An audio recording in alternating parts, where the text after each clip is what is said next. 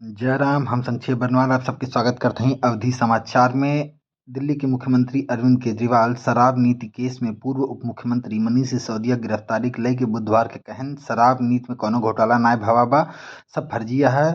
वह कहें कि एक जमाने में इंदिरा गांधी अति कह रही, आज प्रधानमंत्री नरेंद्र मोदी अति करता है। जब अति होते तो फिर ऊपर वाला अपन झाड़ू चलावत है।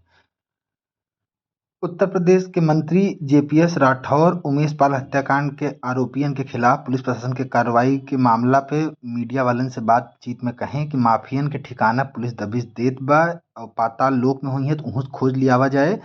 उनके अनुसार माफिया पकड़ा जाए पे गाड़ी में बैठे समय हाय तौबा न करें, काहे कि अगर ड्राइवर असंतुलित भय तो गाड़ी पलट सकत है। बीबीसी सर्वे के मुद्दा उठावे वाले यूके के मंत्री जयशंकर आज मिलन। एस जयशंकर भारत के विदेश मंत्री आज द्विपक्षीय वार्ता की हैं यूके के विदेश मंत्री जेम्स क्लेवरली से। उनसे मुलाकात के दौरान वह कहें कि चोरी को लेकर बीबीसी के दफ्तर पर जो आयकर विभाग के सर्वे का मुद्दा उठता है, उनके अनुसार क्लेवरली को सही शब्दन में समझाए दें कि भारत में हर संस्था के कानून का पालन करे पड़ी। एक बहुत खराब मामला गुरुग्राम हरियाणा से देखे को मिला है।